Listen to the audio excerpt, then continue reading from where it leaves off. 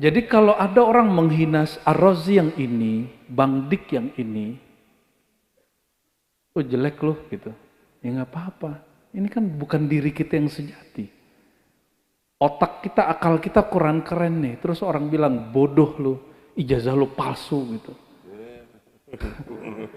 Ketika ada orang mengatakan begitu, dia sedang menghina diri ini yang zahir atau diri kita yang sejati. Yang zahir. Dan itu kan fana. Mohon maaf Bang Dik. Bang Dik waktu kecil itu tulangnya tulang yang ini, dagingnya daging yang ini, atau sudah beda daging ini? Itu kan nggak ngerti biologi juga dia. Emang ini daging yang waktu kecil dulu ini? Hah? Nggak kenyal. Jadi sebenarnya tubuh ini bukan tubuh yang kecil dulu. Bukan. Coba yang dulu lahir, tulang kita kecil, tubuh kita kecil. Jadi tubuh kita yang hari ini itu sudah sekian kali mati dan Allah hidupkan. Mati Allah hidupkan, mati Allah hidupkan. Makanya tulangnya dipanjang ini kan. Dimatiin, dihidupkan, matiin, dihidupkan. Begitu terus. Jadi ini mohon maaf, daging yang ini hari ini bukan daging yang dulu lahir itu. Bukan. Kenapa? Inilah tabiat tubuh yang zahir, dia fana. Orang mencaci kita hari ini, besok tubuh kita mungkin bukan tubuh yang ini lagi.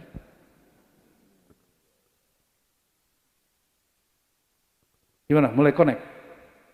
Jadi jika ada orang menghina aku ini kan cuma aku yang berubah-ubah itu. Ya mungkin karena si aku yang zahir ini dia tidak permanen. Orang hina, apalagi cuma ijazah. Saya malah berharap mantan presiden kita tuh gak usah laporin lah. Karena yang mereka hina itu bukan kesejatiannya dia. Baru wali beneran tuh. Kita tunggu semoga presiden yang sekarang dihujat siapapun, dihujat Rocky Gerung misalnya. Anggap saja Rocky Gerung itu mengkritisi dan nasihati kan. Perspektif aja itu. Kita anggap orang yang menghujat kita itu sedang ngasih tahu dan beri pelajaran buat kita, aman nggak? Mungkin, mohon maaf, pemimpin itu kan mohon maaf. Orang dekat dia dua aja, yang benar-benar bantu dia atau penjilat. Betul nggak? Dan yang tahu kesalahan pemimpin itu, sering itu oposisi dan musuhnya sendiri. Maka saya sampaikan Al-Fakir, sampaikan kepada para pemimpin negeri atau siapapun yang jadi pemimpin di tempatnya, jangan marah kalau ada orang mengkritisi kita atau menghina kita. Kenapa? Karena mungkin orang dekat kita nggak ada yang berani nyampein. Lalu Allah menjadikan lisan orang yang kata-katanya kasar, yang memusuhi, untuk kita kemudian melihat, oh ada sesuatu yang harus kamu perbaiki. Barangkali begitu. Ya, kembali ke sini. Jadi mengenal Allah itu tidak mesti lewat suluk yang formal. Ada suluk yang tidak formal. Kalau oleh Imam Bahauddin disebut dan Naqsyabandi ya, al-khalwat dar arjuman atau al-khalwah fil jalwah kata Imam Ghazali. Berkhalwat dalam keramaian. Apa artinya? Tetap memandang pergerakan Allah, peran Allah dalam keramaian makhluk. Tetap merasakan ruh kita ini dekat kepada Allah yang maha dekat, meskipun zahir kita sedang bersama makhluk. Karena yang bersama makhluk ini bukan yang sejati. Yang sejati itu sedang dekat dengan Allah yang maha sejati. Oleh karenanya Bapak Ibu, saudara-saudari yang makan Allah, jangan terlalu sedih kalau ada yang unlike kita, dislike kita ya. Menghina, biasa aja. Itu cara Allah mengingatkan dengan cara yang mungkin jalaliyah. Maka bersyukurlah kalau punya sahabat ngasih tahu kekurangan kita dengan cara yang lembut. Dengan cara yang baik. Itu mesti bersyukur. Ya. Dan guru-guru itu, buya-buya ini gak selalu jalal loh, seringnya jamal. Ya Bu ya, Biaswi Bialdomi ini seringnya jamaliyah. Seringnya agak lembut, bahasanya agak sedikit dihalus-halusin, Kecuali Buya Asfi lagi ini kepercik nur jalaliyah Allah. Wah itu nggak ada yang berani curhat sama Buya Asfi. Ya.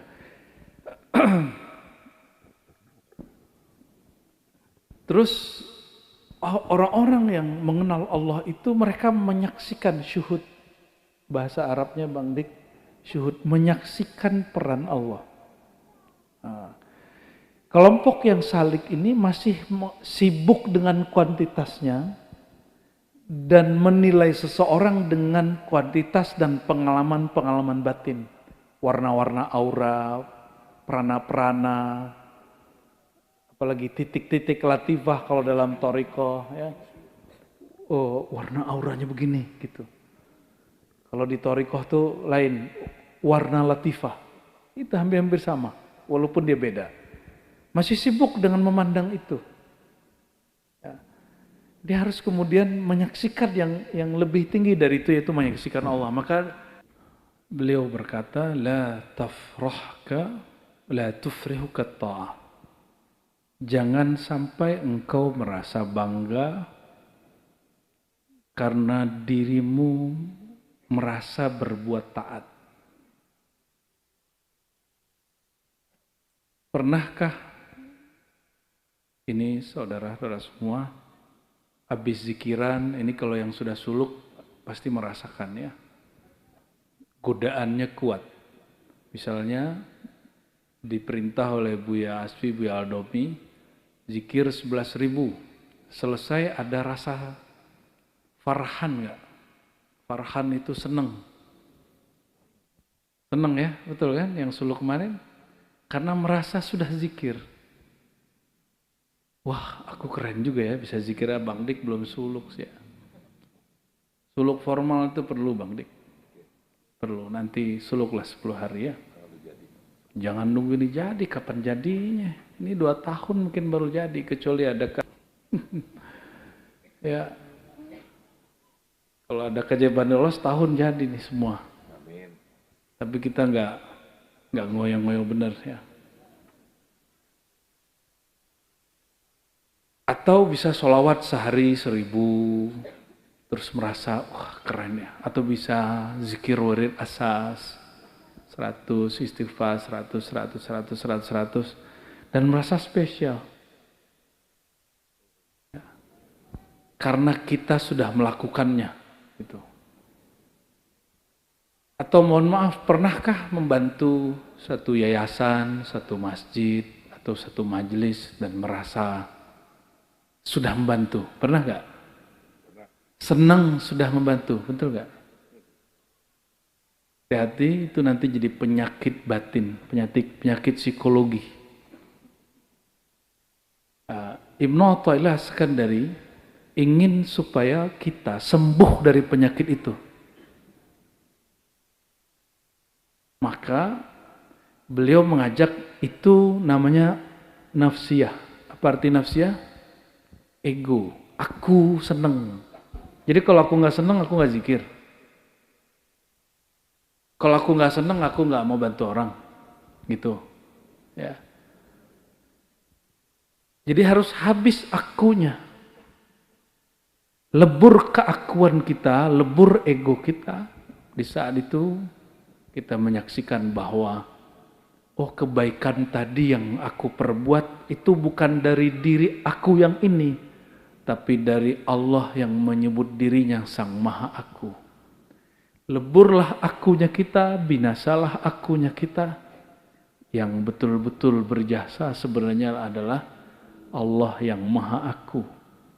Ya. Ini biar gampang Bang Dik. Jadi kata beliau, jangan kamu merasa senang karena taat itu engkau merasa engkau yang melakukannya. Tapi engkau boleh merasa senang berbuat taat karena engkau. Kalau ngelukis seperti Bang Dik, paling juga 3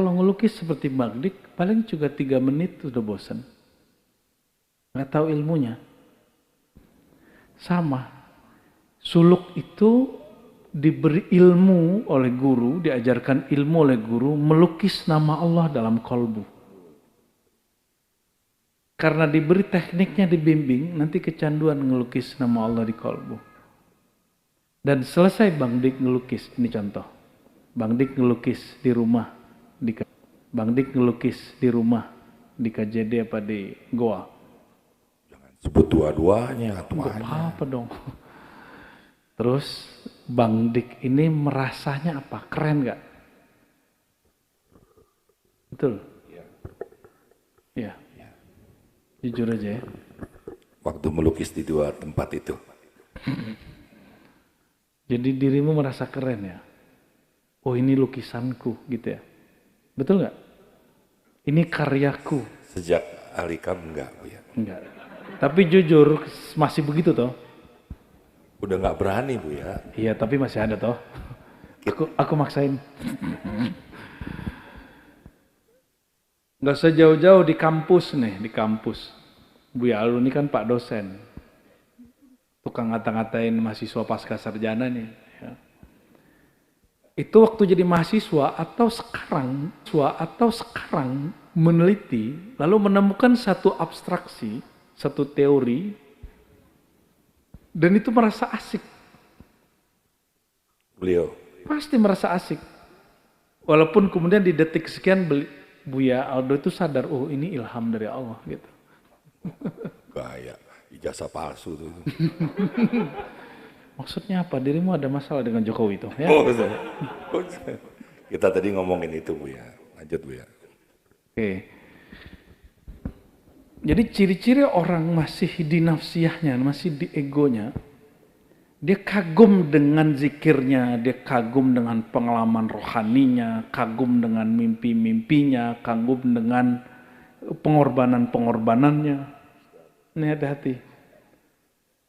Maka di dalam Al-Quran, habis kita bersedekah, ya, intukhfuha, ya, jika engkau menyembunyikan, itu lebih baik. Fa ni'mahi, ya, khairul lakum, ya. Itu lebih baik bagimu. Itu bagi orang yang jika dia bersedekah, dia merasa dirinya yang bersedekah. Ini Imam Ghazali, kata Imam Ghazali, kalau ada orang pelit, boleh dipaksa oleh pemerintah. Kenapa? Karena bersedekah, berzakat itu bukan lagi kewajiban orang berpunya, tapi kebutuhan dia. Cuma orang kaya ini dia nggak tahu kebutuhan dia. Maka untuk mengobati dirinya dia boleh dipaksa. Tapi itu Imam Ghazali, sebelum Imam Ghazali menulis kitab Ihya Ulumuddin ya. Tapi di Ihya Ulumuddin ternyata ada juga bersipulan itu sedikit, kayaknya belum mempertahankan itu.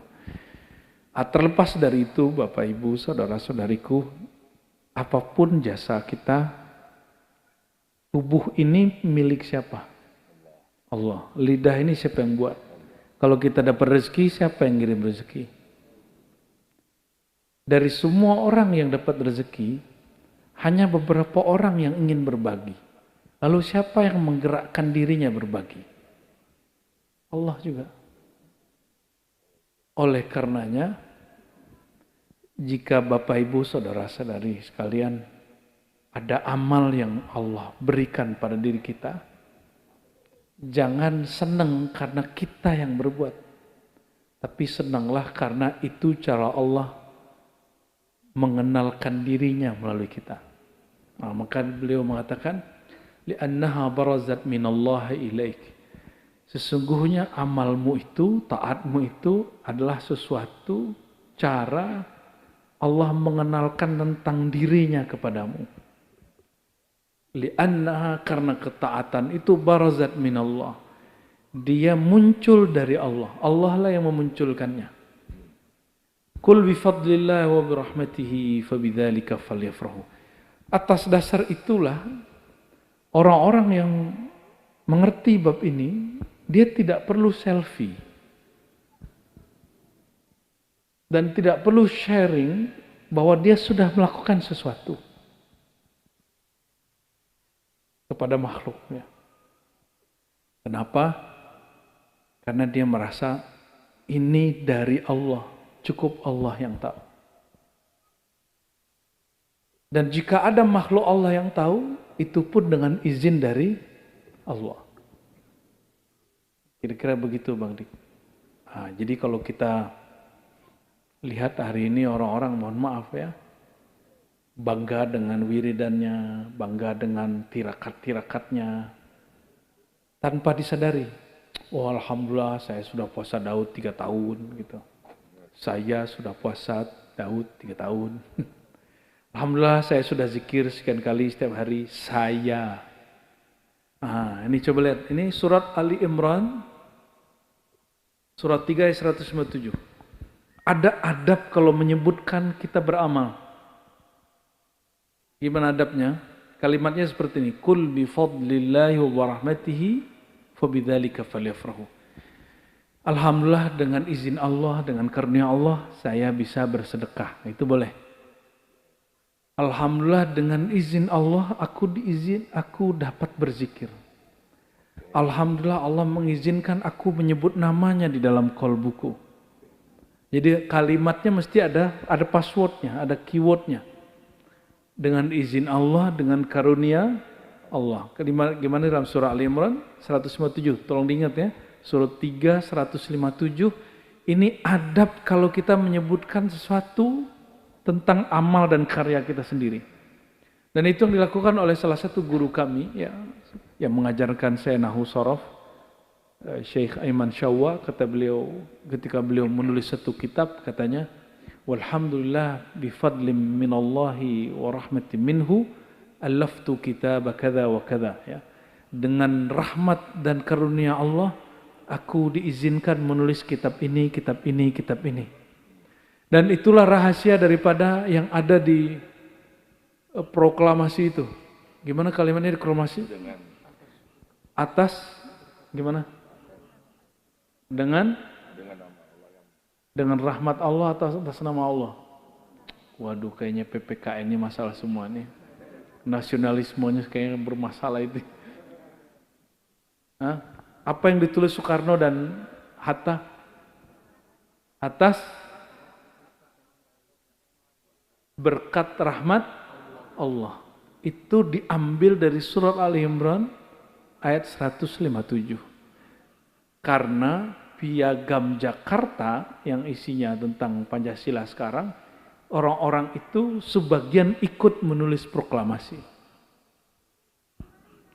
Yaitu terutama Bung Karno dengan Bung Hatta ya. Jangan salah ya, Bung Karno itu dia belajar kepada Hos Cokroaminoto. Itu seorang ulama yang nyamar jadi pahlawan nasionalis. Dan kata Soekarno, cerminku adalah Cokroaminoto. Itu Rabitoh dalam ilmu tarekat. Rabitoh itu cara mengaitkan diri kepada Rasulullah melalui guru. Sedangkan Bung Hatta, Bang Dik, Bung Hatta itu lahir dari keluarga mursyid-mursyid tarekat Naqsyabandiyah di Payakumbuh, terutama wilayahnya Batu Hampar ya. Jadi dua-duanya punya basic kerohanian ya. Semoga dengan kalimat tadi negara kita Allah jaga. Amin ya rabbal alamin. Ingin nikmat Allah dilestarikan? Katakan bifadlillah. Dengan karunia dari Allah, wa rahmatillah, dengan rahmat dari Allah. Jadi Bang Dik kalau betul tampannya permanen, harus mengatakan apa? Bukan begitu, ikutin ayat ini dong. Dengan fadlullah, karunia dari Allah, dan kedua, rahmat dari, rahmat itu artinya apa? Kasih sayang. Jadi jika Bang Dik ini tampannya permanen, wajib mengatakan dengan karunia dan rahmat Allah, aku apa? Gantengnya gitu ya, permanen. Boleh. Insya Allah umur 70 juga masih oke. Baik, jadi teman-teman ada yang disebut dalam ilmu rohani al-farh. Al-farah itu atau farhan itu rasa senang ketika melakukan sesuatu. Nah, perbedaan thariqah nafsiyah dengan thariqah ruhiyah, di thariqah nafsiyah orang akan merasa senang dengan kuantitas dan nge-share apa yang dia lakukan. Misalnya nih, wah aku ngantuk nih malam tadi zikir khataman 70.000 gitu. Ada kalimat begitu, berarti orang ini pasang status tapi offline. Pasang statusnya live. Betul nggak? Kalau pasang status di WA atau di Instagram itu kan ada gitu, alhamdulillah, gitu macam. Ya. Kalau ini langsung, aduh mataku ngantuk nih malam tadi khataman zikir 11.000 kali 7. Dan itu terjadi Bang Dik. Selama suluk itu teman-teman ngalamin itu. Dan di pertengahan suluk mereka kemudian sadar Allah angkat dirinya dari nafsiyah kepada ruhiyah. Nah, maka ciri-ciri orang sudah mulai masuk ke ruhiyah, kebahagiaannya bukan lagi pada kuantitas yang dilihat pada dirinya, tapi pada hakikat yang Allah berikan di balik dirinya itu. Ya, semoga Allah Ta'ala memberikan kebahagiaan itu. Dan itulah farhan yang hakiki, kebahagiaan yang hakiki yang sifatnya pada kualitas bukan kuantitas. Allahumma sholli ala sayyidina Muhammad. Ya, lanjut. Semua kita ingin mengenal Allah enggak? Ya. Ingin merasakan hadir di hadirat Allah enggak? Bahasa kerennya wusul. Ingin wusul enggak semuanya? Ingin. Tapi dari semua kita itu ada dua jenis. Yang pertama salik, sair. Yang kedua wasil.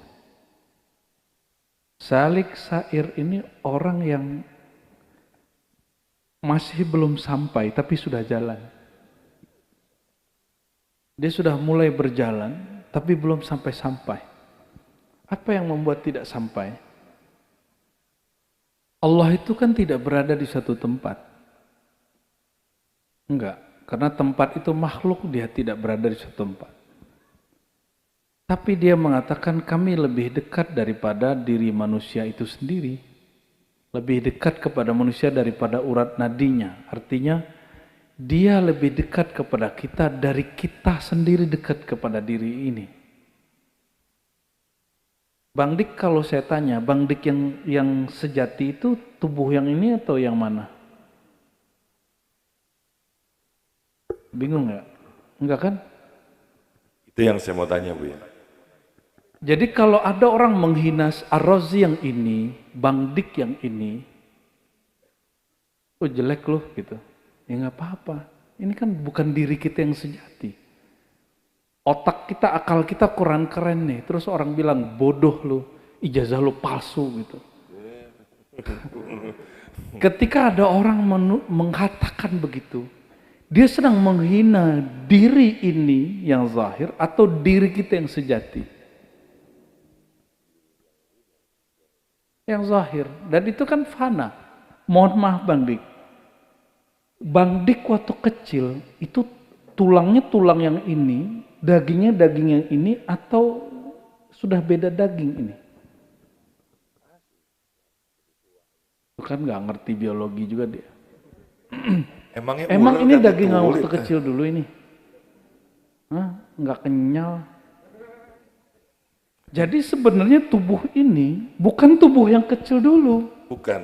Coba yang dulu lahir, tulang kita kecil, tubuh kita kecil. Jadi tubuh kita yang hari ini itu sudah sekian kali mati dan Allah hidupkan, mati Allah hidupkan, mati Allah hidupkan. Makanya tulangnya dipanjang ini kan. Dimatiin, dihidupkan, matiin, dihidupkan, begitu terus.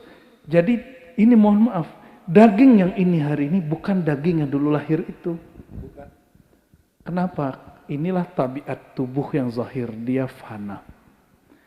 Orang mencaci kita hari ini, besok tubuh kita mungkin bukan tubuh yang ini lagi.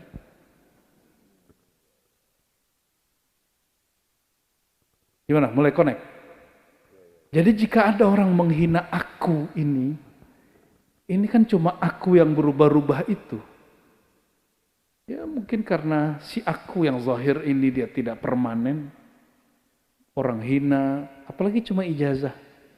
Saya malah berharap mantan presiden kita tuh gak usah ngelaporin lah.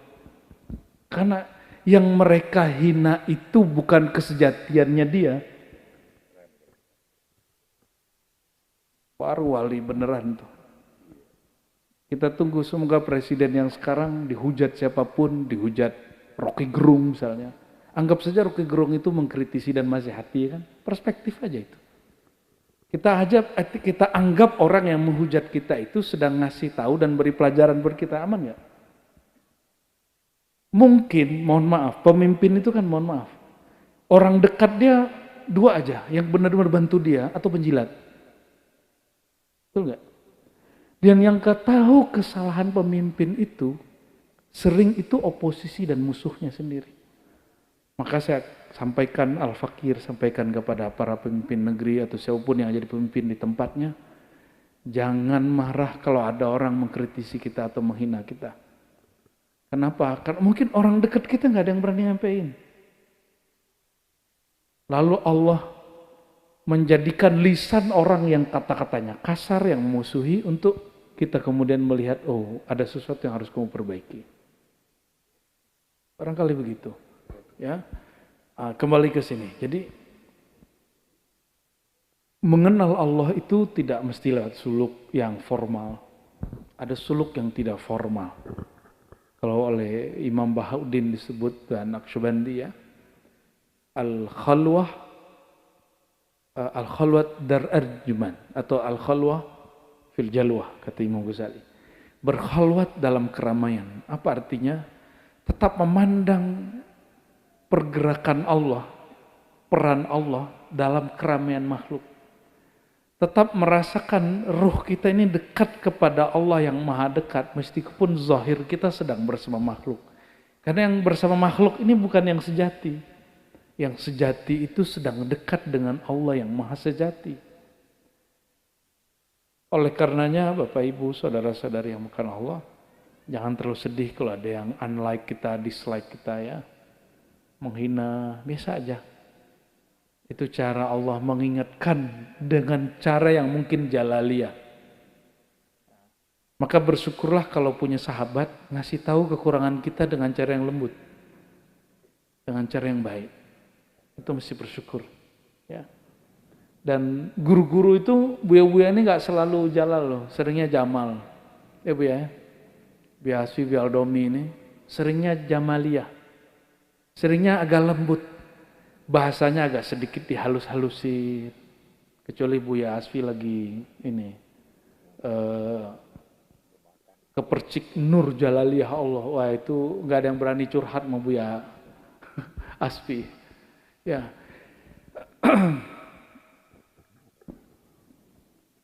Terus orang-orang yang mengenal Allah itu mereka menyaksikan syuhud. Bahasa Arabnya Bang Dik, syuhud, menyaksikan peran Allah. Nah, kelompok yang salik ini masih sibuk dengan kuantitasnya dan menilai seseorang dengan kuantitas dan pengalaman-pengalaman batin. Warna-warna aura, prana-prana, apalagi titik-titik latifah kalau dalam thariqah ya. Oh, warna auranya begini gitu. Kalau di thariqah tuh lain, warna latifah. Itu hampir-hampir sama, walaupun dia beda. Masih sibuk dengan memandang itu. Ya. Dia harus kemudian menyaksikan yang lebih tinggi dari itu, yaitu menyaksikan Allah. Maka disebutkan oleh beliau, adapun syair ini lam yatahaqqaqu sidqa ma'allah fiha. Mereka belum betul-betul masuk kepada bab hakikat bersama Allah. Belum memandang bahwa sebenarnya yang hakiki itu yang dari Allah Subhanahu wa taala. Ammal wasilun, adapun orang yang sudah sampai, yang usul, yang kalau terjemahan tadi wali Allah ya. ghayyabahum bisyuhudihi anha. Mereka itu Allah hilangkan perasaan merasa diri beramalnya. Yang mereka lihat hanya Allah Subhanahu wa ta'ala. Kita kan sering dengar orang mengatakan la fa'ila illallah, tiada yang berbuat kecuali Allah, la haula wala quwwata illa billah. Tapi kebanyakan masih sibuk dengan angkanya, bukan sibuk dengan maknanya. Maka saya mengajak nih, kalau teman-teman zikir, coba kalau zikir la ilaha illallah itu dimaknai. La fa'ila illallah, dalam hati katakan tiada yang betul-betul berbuat kecuali Allah Subhanahu wa ta'ala. Atau diturunkan kalimatnya, la qadira illallah, tiada yang betul-betul berkuasa kecuali Allah. La murida illallah, tiada yang betul-betul berkehendak kecuali Allah. Berarti harus habis kudrat iradat kita dalam kudrat iradat Allah. Nah ini mohon maaf, sering merasa begini enggak? Kita mau sesuatu, Allah mentakdirkan lain. Sering begitu enggak? Masih sering begitu? Serius? Berarti masih wasil salik. Kalau ingin jadi wasil, orang yang wusul, mau ingin wusul enggak? Ingin jadi kekasih Allah enggak? Ingin. Mudah kok. Mudah. Gimana caranya? Kalau tadi, apa yang terjadi? Yang terasa? Masih ada kehendak kita dalam kehendak Allah. Coba, kalau ingin jadi kekasih Allah, leburkan semua kehendak kita, yang ada hanya kehendak Allah. Baru orang hidupnya ridho, happy. Kenapa ada orang mengeluh, keluh kesah? Tahu keluh kesah? Kalau orang lagi dunia kerja ngomong gini, aku yang kerja, aku yang capek, tapi kok dia yang dapat? Aku yang punya ide, aku yang punya ide. Ini mohon maaf, kita punya kawan tapi udah senior. Dia bikin satu konsep, dipresentasiin bagus, tapi konsep itu diambil sama temannya, dijual di tempat lain dan lolos. Di tempat dia nggak diterima. Karena dia tahu fakta itu, dia ngerasa, wow, punyaku diambil, ideku diambil. Dia ngerasa ideku diambil. Stroke langsung. Dia mengeluh, dia panik. Kenapa? Karena merasa idenya diambil. Mohon maaf Bang Dik, kalau ada satu pikiran kita tentang satu, siapa yang ngirim pikiran itu? Ini kalau nggak percaya ada ilham ya. Percaya ada ilham nggak? Ilham itu turun detik per detik setiap saat. Namun para aulia Allah, dia bisa menangkap itu. Ada yang turun ke akal, dia jadi ide. Ada yang turun ke rohani, dia menjadi rasa dan ma'rifat. Ada yang turun ke kolbu, dia jadi zikir. Tiba-tiba Bang Dik malam tadi misalnya lagi duduk-duduk di mana terus punya ide. Apakah dari pohon-pohon bambu itu datangnya? Enggak. Siapa yang ngirim? Allah, tapi jatuhnya ke sini. Itu sebenarnya sama dengan ilham para aulia Allah. Bahkan itu adalah basic dari wahyu-wahyu para nabi. Bedanya para nabi, para aulia Allah, mereka punya cara untuk menangkap itu semua. Kalau kita kan perlu konsentrasi dulu gimana gitu ya. Kalau mereka nggak perlu. Nabi itu kapanpun dapat menangkap. Tapi khusus mengenai persoalan wahyu syariat yang berat, maka beliau kadang-kadang menggigil gitu ya. Nah, kembali ke bab ini, jadi ada dua jenis orang yang mengenal Allah. Satu mengenal Allah masih terhijab dengan nafsiyahnya. Yang satu sudah habis nafsiyahnya, keakuannya, kehendaknya. Yang dilihat hanya kehendak Allah Subhanahu wa ta'ala. Ya. Nah terakhir nih, ini Buya Yunal nggak ada ya. Ini Buya Yunal itu umroh dan dia lihat orang nafsu sikut-sikutan mau cium Hajar Aswad. Bang Ding lihat gitu nggak? Kita kasih pertanyaan ke banyak orang di banyak tempat dan pertanyaannya jawabannya beragam. Lebih lebih afdol Bang Dik sebagai manusia atau Hajar Aswad? Harusnya Bang Dik. Serius? Emang dirimu lebih afdol dari Hajar Aswad? Ini pertanyaan benar tapi jebakan.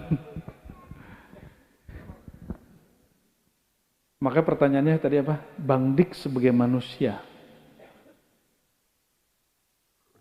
Ya lebih mulia kan khalifah. Oh, ngeri kali dirimu. Tapi Bang Dik sebagai pendosa?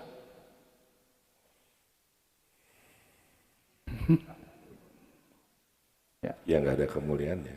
Lebih mulia Hajar Aswad. Jadi kita sebagai khalifatullah, makanya pertanyaannya sudah benar jawabannya. Bang Dik benar malam ini ya. Kita kasih nilai 8 aja lah. Jangan 10. Ya, takut riya. Jadi lebih mulia manusia atau Hajar Aswad? Serius. Lebih mulia manusia Hajar Aswad. Sebenarnya semua jawaban benar. Lebih mulia manusia atau Hajar Aswad? Dari sisi manusia sebagai khalifatullah, mestinya lebih mulia manusia. Yang khalifah di muka bumi, si batu itu atau si manusia? Tapi, sebagai pendosa, lebih mulia mana? Hajar Aswad. Dia nanggung dosa, kita ketempelan sama dia.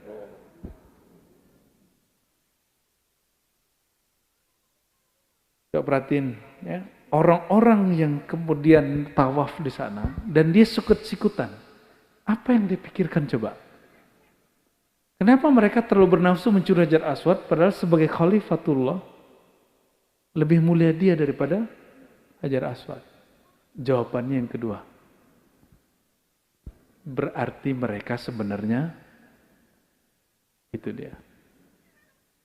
Karena itu sifat nafsiyah dan pendosa, melihat Hajar Aswad, berpikir bisa kemudian menyerap dosanya, maka mereka sikut-sikutan ke situ. Jangankan Hajar Aswad, kolbu kita disebut Baitullah, Bang Dik. Kolbul mu'min, Baitullah. Kolbu orang beriman, Baitullah. Berarti di kolbu kita juga ada Hajar Aswadnya, tapi bukan Hajar Aswad yang itu. Yang bisa kemudian menetralkan semua dosa. Nah, silakan ditemukan itu. Itu ajaran Imam Ghazali dalam kitab Mishkatul Anwar yang kemudian dituduh oleh Ibnu Taimiyah bahwa Al-Ghazali seorang kebatinan. Tidak, Ibnu Taimiyah nggak paham epistemologi Ghazali. Ya, Ghazali nggak bermaksud seperti itu. Ya. Allahumma sholli ala Muhammad. Oke, itu dulu. Masya Allah, subhanallah, walhamdulillah, wa la ilaha illallah, Allahu akbar. Terima kasih Allah, banyak pertanyaan-pertanyaan di rumah. Kalau sudah ketemu Buya ini, saya jadi tenang ya. Di antaranya adalah kita semua ingin menjadi kekasih Allah. Cobaannya beda-beda. Dengan kasus yang terjadi, Buya tadi saya dengar menyesali melaporkan. Jadi ada yang namanya puasa kebenaran ya. Jika engkau benar, pertama jangan merasa benar. Jangan-jangan kebenaranmu itu pembenaran dirimu. Lalu kau berpuasa kebenaran. Maka yang benar akan dihadirkan oleh kebenarannya Allah secara absolut. Kali dirimu. Ya ngajinya sama siapa dulu? Iya, kemarin dia melaporkan itu. Saya kecewa atau tekanan politik atau kegaduhan. Tapi apakah saya hanya menilai, apakah engkau lupa bahwa engkau wali besar dengan ujian yang juga jauh lebih besar? Ya, gak usah kecewa Bang Dik. Itu kan ide kita aja. Kita nggak boleh maksa dia juga. Lagi diomongin kan. kebenarannya ada di teman-teman semua. Jadi gini, saya mau ngomong bahwa kalau hari ini engkau sedang diuji, jangan lupa kita ini semua ingin jadi kekasih Allah. Jadi kita tidak akan buruk kalau diperburuk oleh tetangga kita, saudara kita, tidak akan dijatuhkan oleh manusia gitu kali ya. Iya, iya. Jadi terima kasih Bu ya. Iya sebentar. Oke. Ternyata fenomena ijazah palsu itu juga terjadi tuduhannya kepada mursyid-mursyid. Ibu ya, Aldomi. Jadi salah satu mursyid saya masih hidup. Ada di sini nggak Bu ya? Oh enggak di sini. Mursyid kita di Sumatera Barat ya. Makanya saya ajak setiap Ramadan suluk ke Payakumbuh biar teman-teman jumpa dengan guru-guru saya yang masih hidup. Biar nyaksiin bahwa yang saya ajarkan itu nggak ada yang baru. Yang saya ajarkan itu semuanya restu dari mereka. Ya. Jadi salah satu guru kita itu sampai hari ini dari tahun 90 berapa diisukan dia tidak punya ijazah sebagai mursyid. Jadi dalam tradisi thariqah Bang Dik, yang boleh mimpin suluk, talqin zikir, baiat thariqah itu hanya orang yang dapat ijazah dari guru sebelumnya. Tapi guru kita yang ini disembunyikan ijazahnya. Dan waktu kita tanya jawabannya apa? Biarin aja orang pusing mikirin ijazah kita katanya. Bahkan dia ketika disuruh, kamu suluk lagi itu sama si Anu. Dan betul Bang Dik, dia suluk ke orang itu. Biar kamu dapat ijazah, betul dia kemudian ikut orang itu. Tapi kemudian di sono terjadilah sesuatu yang luar biasa. Ternyata yang ngomong itu tidak lebih tinggi daripada dia secara maqamat. Bahkan silsilah keguruannya lebih tinggi orang ini gitu. Dia jaraknya dengan Nabi lebih pendek satu orang dari orang yang mengklaim dia tidak punya ijazah. Tapi kalimat yang saya ingat dari beliau apa? Biarin aja orang itu pusing mikirin kita katanya. Yang penting kita nggak pusing mikirin mereka, kita hanya fokus kepada Allah. Ya. Jadi fenomena tuduhan ijazah palsu itu tidak hanya pada presiden, tapi juga pada mursyid-mursyid ya. Ya, ini Buya sudah dituduh ijazah palsu belum? Ya. Oh, tadi kita mau dituduh juga, tuduh-tuduh aja ya. Banyakan ijazahannya PNT. Ya. Barangkali gitu Bang Dik. Ya. Luar biasa. Terima kasih Bu ya. Kita ini ada kiriman dari YouTube. Dari Ruhadi Suwandi, terima kasih ya Pak. Assalamualaikum Bu ya. Izin mau tanya, oh mata saya ada alhamdulillah ya Sami. Sudah dioperasi jadi lancar lagi. Izin mau tanya, kenapa jika kita dekat dengan ulama, hati ini terasa jauh akan berbuat maksiat. Namun di saat jauh hati ini mudah tergoda akan maksiat.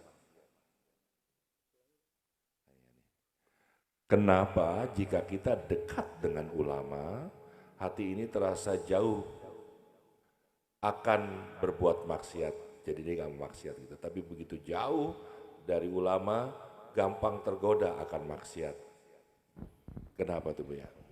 Oke, itu mohon maaf ya. Yang nanya siapa namanya tadi? Ruhadi Suwandi. Ruhadi Suwandi. Gak tahu ini udah pertanyaan keberapa kali di tempat yang berbeda, pertanyaannya sama. Saya kasih pertanyaan balik. Emang kalau syaitan kita ajak tawaf di Ka'bah dia jadi soleh? Emang malaikat Jibril kalau turun ke klub-klub malam itu dia kemudian tertarik untuk melakukan maksiat? Dia kemudian tergoda oleh cewek-cewek seksi, oleh cowok-cowok maco gitu? Enggak kan? Masa kita sebagai khalifah di muka bumi, ini mohon maaf, lebih mulia manusia atau malaikat? Sebenarnya manusia. Kenapa?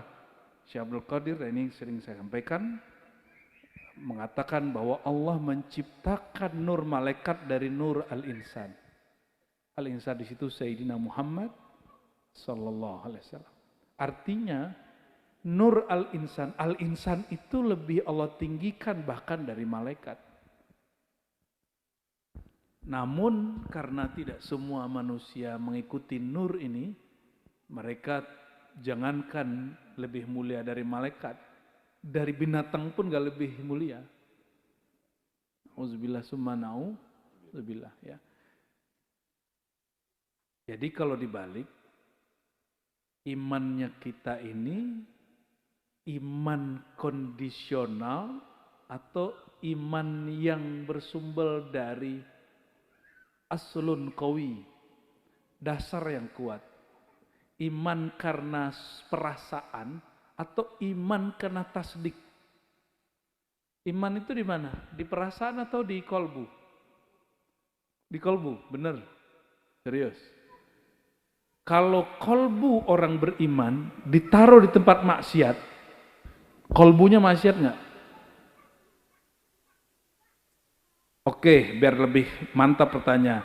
Antum baca la ilaha illallah dengan kolbu, percaya tiada yang berhak disembah kecuali Allah. Kita ajak masuk gereja, kita ajak masuk vihara, kita ajak masuk sinagog. Kolbunya berubah nggak? Betul? Sudah mulai connect? Ulangi. Ini kayaknya mulai ada yang serius tapi mulai ada nggak connect juga. Ya, amankan bocil-bocil tuh. Sebentar Buya, mohon izin. Teman-teman, Buya ini kalau di kandang jurang 2 tempat. Ada di bunker atau di lapangan. Dua-duanya tempat yang hikmat. Tapi saya pernah tanya, Buya suka yang mana? Suka yang di bunker. Saya tahu alasannya. Jadi dengan kerendahan hati ini yang bawa anak-anak ya, tidak masalah buat Buya. Tapi kalau bisa ditenangkan, karena itu akan mengganggu teman-teman di sebelah sama Buya sendiri. Unik kalau kenal Buya deh pokoknya. Jadi ilmunya dia bukan dari bacaan, tapi lanjut. Gak apa-apa bawa anak-anak. Yang penting diawasi. Ya. Ya silakan Buya. Karena kita juga punya anak kecil, Bang Dik. Baik. Jadi iman di mana? Ini akidahnya Ahlussunnah semua nih. Dalam akidah Ahlussunnah, Imam Abdul Hasan Asy'ari mengatakan al-iman tasdik al-jazim fil qalb. Pembenaran yang mantap, yang kuat di dalam kolbu. Satu aja. Jadi iman dalam Ahlussunnah itu kolbu aja. Adapun ikrar dengan lisan, apalagi amal dengan ini cabang iman. Oleh karenanya, jika orang beramal banyak, cabang imannya yang bertambah, imannya segitu aja Bang Dik. Jadi yang naik turun itu cabang iman. Sedangkan pokok iman tidak boleh nambah, tidak boleh naik. Yang boleh dia cuma tambah nancep aja ke dalam. Iman kepada Allah, jika itu sifatnya adalah pembenaran kepercayaan kepada Allah, dia nggak boleh nambah, nggak boleh kurang. Paham? Yang boleh nambah kurang itu indikatornya atau cuma kondisinya. Sholat 5 waktu, sholat jamaah, sholat 1000 rakaat, itu kondisi iman. Sedekah banyak-banyak itu kondisi iman. Nih contoh, kalau duit lagi banyak, sedekah banyak, imannya naik, cabangnya. Kalau imannya lagi, duitnya lagi dikit, sedekah kurang, mang imannya jadi berkurang. Iya berkurang, tapi cuma cabangnya, tapi pokok imannya tidak boleh berkurang. Atas dasar itulah Sayyidina Muhammad SAW mengatakan, At-ta'im as-sabir, orang yang makan, At-ta'im as-syakir, orang yang makan, minum, tidak puasa, tapi bersyukur, itu setara dengan orang yang tidak makan, dia berpuasa, sabar. Kenapa? Yang dipandang Allah bukan amalnya, tapi yang dipandang Allah, kolbunya. Sudah mulai connect? Oke, kolbunya percaya kepada Allah, hanya menyembah Allah. Kalau saya ajak ke Vatikan, imannya terganggu nggak? Saya ajak ke Bali, di Bali itu kan unik ya, setiap rumah ada tempat pura persembahan. Apa itu pagi-pagi biasanya mereka ada apa, sembahyanglah sesajen. Itu antum melihat begitu, iman di kolbunya terganggu? Kan enggak. Jadi kalau benar kita ini kolbunya percaya mutlak kepada Allah, mau ada angin topan, mau apa, mau tsunami, mau pandemi lagi datang 1000 kali lipat, mau dibawa ke rumah ibadah manapun, kolbunya nggak terganggu. Bahkan orang maksiat 1000 kali pun kalau betul kolbunya tancap, itu imannya nggak copot. Yang copot cuma cabangnya. Maka dalam hadis Nabi, iman itu hilang saat orang maksiat, itu hilang cabangnya, kalau pokoknya nggak hilang. Kenapa? Karena iman sekali masuk, dia nggak pernah keluar. Jadi, saudara Ruwandi, perkuat pengenalan kepada Allah sehingga akar di kolbunya tambah kuat. Itu yang diperkuat. Maka apapun mau jauh dari ulama, mau deket ke ulama nggak ngefek. Maka saya sering kasih pertanyaan Bang Dik, mohon maaf kepada akhwat yang berhijab. Lebih seksi yang buka aurat atau yang bercadar atau yang berhijab? Wah susah kalau ditanya sekarang, saya lebih suka yang berjilbab ya. Tuh kan, berarti dirimu bermaksiat melihat ya orang Allah, berhijab dong. Takbir, astagfirullah. Kalau ngeliat orang seksi, rok pendek, dia biasa aja. Udah biasa lihat katanya. Bukan begitu Bu ya. Iya itu contoh.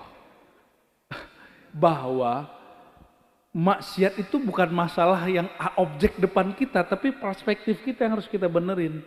Maka jika kita bermaksiat, kita nggak menyalahkan objek di depan.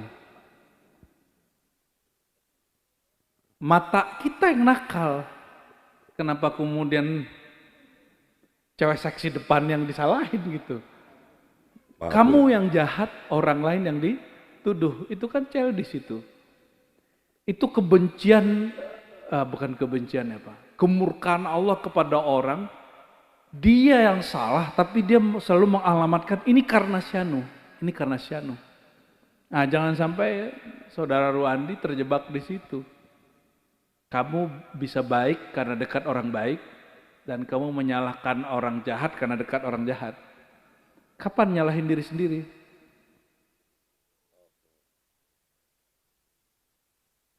Saya maksiat karena saya milih maksiat itu. Saya taat karena saya milih taat itu. Bukan karena di depan saya ada orang soleh. Oleh karena itu, mohon maaf, di pesantren ada pencabulan nggak? Wow. Ada. Mohon maaf, lagi tawaf ada orang nakal nggak nyenggol ibu-ibu laki-laki? Ada. Memanfaatkan senggol gitu kan? Senggol dong. Ya. Itu tempat suci loh. Tempat suci nggak ngefek kalau kolbunya nggak ada nur sucinya. Ya, nggak ngefek. Tapi benar ya Bu ya, orang yang maksiat itu kehilangan nikmatnya ibadah. Belum tentu Bang Dik. Banyak orang maksiat, lalu dia tobat dari maksiatnya, dia menikmati satu istighfar Bang Dik. Yang dia tidak pernah nikmati ketika dia sholat 20 rakaat dengan 1 juz Ramadan. Tapi ketika terjebak maksiat, dia tahu jalan pulang atau dia disadarkan Allah, satu istighfar dia nangis, langsung nikmat istighfarnya. Langsung semua ibadahnya nikmat. Jadi nggak jaminan juga Bang Dik. Tapi yang pasti mungkin Bang Dik dapat kisah sepotong. Ada orang datang ke Abu Yazid atau bukan Abu Yazid, Imam Junaid. Muridnya, orang yang datang ini muridnya, dia curhat. Wahai Tuan Syekh, aku masih tahajud, masih zikir malam hari. Tapi tidak menikmati munajatku. Tidak merasakan nikmat zikirku. Apa salahku wahai Tuan Syekh? Jawaban beliau, engkau membiarkan dirimu terpapar maksiat pada siang hari. Itu, ya maksiat batin.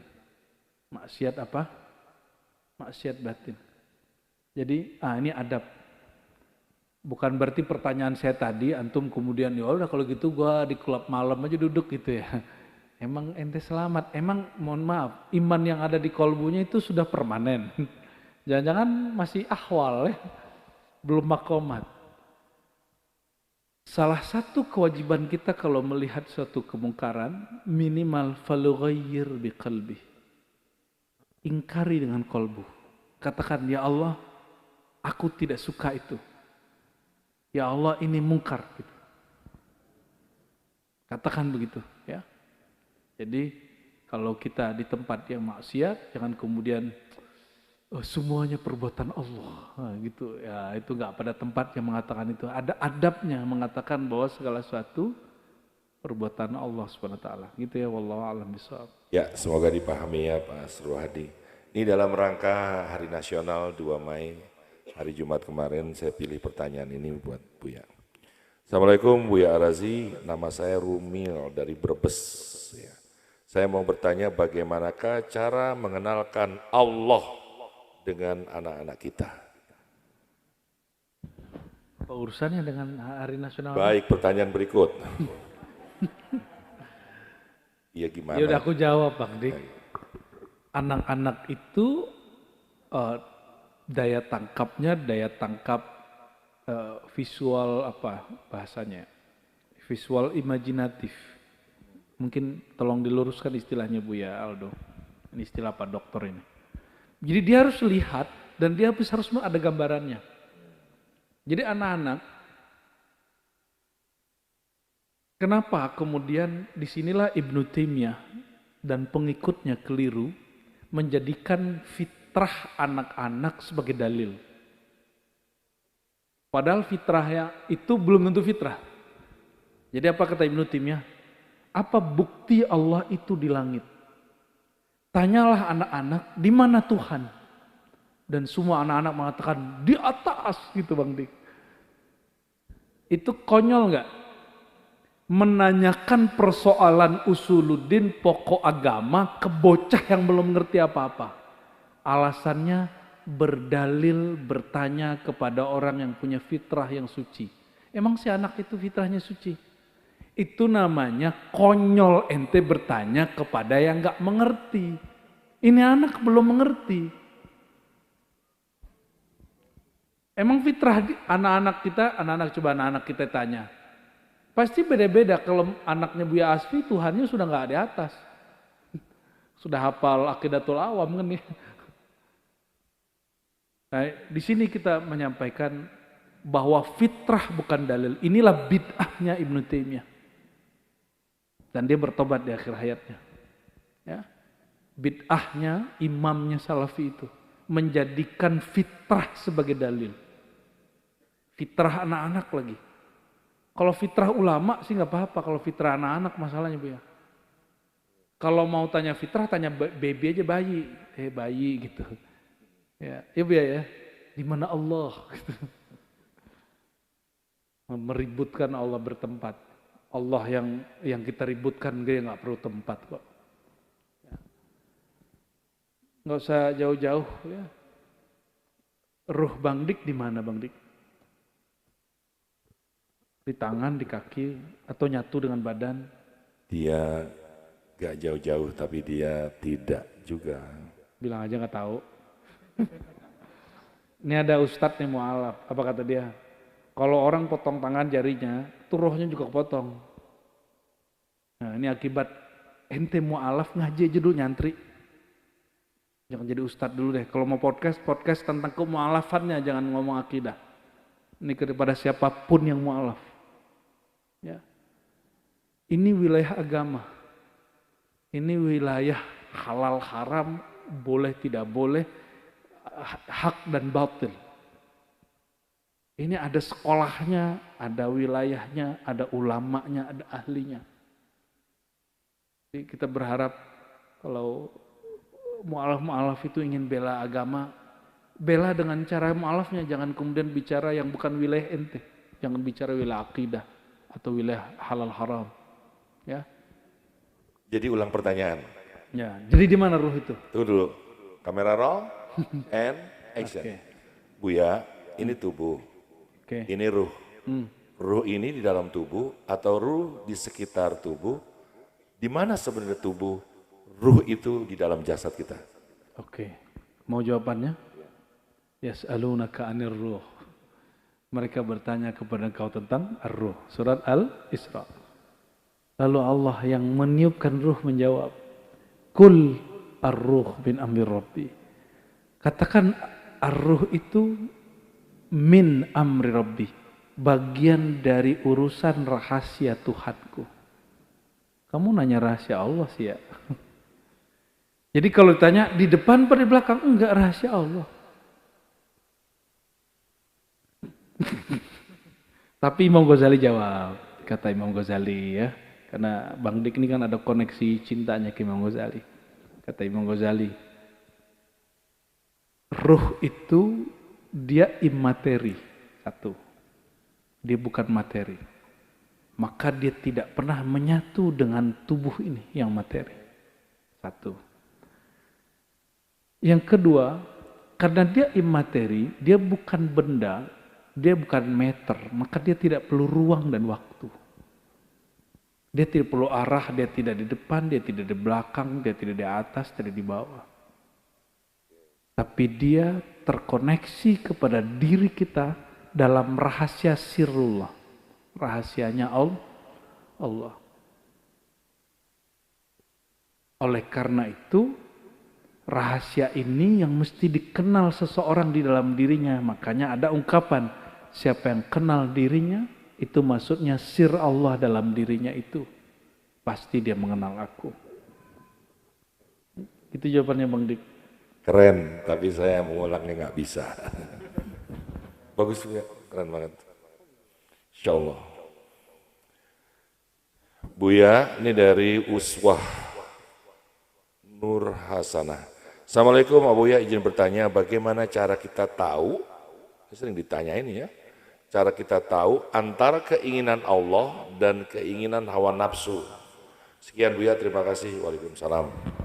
Keinginan Allah, keinginan diri, ego. Ya. Keinginan Allah itu yang disebut Walladzi anzala as-sakinata fi qulubihim. Maka siapapun yang mengikutinya pasti turun sakinah, rasa damai. Jadi coba perhatikan. Kalau kita mengikuti keinginan kita walaupun zahirnya taat. Mohon maaf yang pergi umroh, pergi haji, pergi ziarah ke Nabawi. Kita kalau sudah masuk Raudhah sekali cukuplah. Ya. Ada orang ribuan antri seluruh dunia. Kalau kita mengikuti nafsu, aku masih rindu, aku belum puas dengan Rasulullah. Aku gitu ya. Aku jijik dengan kamu gitu. Aku belum puas. Itu nafsu bukan? Aku masih rindu, perasaanku belum puas. Itu semua nafsu. Itu yang bikin orang sikut-sikutan di Hajar Aswad. Dan betapa hebatnya Allah. Seperti yang kami sampaikan tadi. Itu banyak orang berbaju ihram, tapi batinnya syaitan. Di saat itu. Batinnya hewan. Di saat itu. Dan kita lihat lagi tawaf. Sikut orang, ya. Ada yang ngomong kasar, ya. Ya. Ada yang grup ibu-ibu, mak-mak orang Indonesia, Masya Allah, pakai bahasa Inggrisan lagi. Tiba-tiba masuk dari pintu yang gak jelas, dia terobos. Orang lagi tawaf, dia terobos. Orang tawaf begini, dia terobosin. Pakai bahasa Inggris-Inggrisan ala Indonesiaan. Ya salam, ya salam. Jadi tawaf itu sebenarnya kita kan tawaf ke Ka'bah karena tubuh ini bertawaf ke Ka'bah, dia sebenarnya imitasi daripada tawafnya cahaya kepada zatnya cahaya. Sebagaimana cahaya-cahaya itu kemudian dia pancaran dari zat cahaya itu sendiri, zat cahaya itu juga bertawaf kepada hembusan ruh dari Allah Subhanahu wa Ta'ala. Nah, maka jangan nodai dengan keinginan nafsu tadi, ya. Jadi perhatiin, jika ada kedamaian dalam dirinya, bukan kesenangan ya, tapi kedamaian. Berarti itu dari keinginan Allah. Tapi jika itu ada kesenangan, ada keakuan yang senang di situ, itu berarti bukan dari Allah, tapi dari nafsu kita. Ya, aku tidak senang, aku tidak suka, itu sering begitu.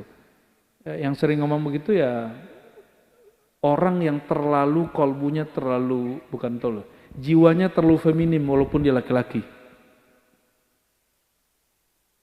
Perempuan kan ada juga yang maskulin walaupun dia perempuan kan. Ya. Nah, ibu-ibu ini, bapak-bapak ini mulai akan hidupnya senang, bahagia kalau ngomong ini. Kita ikuti jalan takdirnya Allah. Sesuaikan diri kita dengan kehendak Allah. Jangan minta Allah menyesuaikan dirinya dengan kita. Nah, selama ini yang terjadi apa? Kita meminta Allah menyesuaikan kehendaknya dengan kehendak kita. Betul nggak? Itu yang disebut nafsiyah ego. Ya Allah, aku bukan maunya begini, kok kenapa kamu maunya begitu? Mohon maaf, sama, antum berguru juga begitu. Kita berharap guru itu ngikutin kemauan kita. Yang lagi suluk tuh ya kemarin. Atau yang datang-datang sowan-sowan ke guru. Nah, ada adabnya. Leburkan kemauanmu dalam kemauan guru. Apalagi kalau sudah pernah belajar torikot apa lain, pengen suluk ke Buya Aldomi, ya, wah tuh repot tuh ngurusin itu. Karena dia, di guru saya yang lama nggak begitu ya. Nah, dia belum meleburkan konsep dia, keinginan dia, kemauan dia kepada ajaran gurunya. Susah ngajak orang begitu. Kalau kepada guru saja susah, apalagi ngajak kepada Allah Subhanahu wa taala, pasti gelisah. Ya. Nauzubillah, subhanallah. Cukup. Cukup, Bu ya. Merdeka atau ingin menjadi budak yang hina? Hamba sahaya yang hina, yang mana Bang Dik? Merdeka. Gimana caranya? Kurangi keinginan dan harapan kepada makhluk dan leburkan semua keinginan dalam keinginan Allah. Jangan terlalu berharap kepada presiden manapun, gubernur manapun, bupati, wali kota manapun, bahkan mursyid manapun. Ya, jangan terlalu berlebihan, nanti berguru ke buya-buya ini, berharap nanti jadi wusul, jadi wali, jadi sahibul karamat.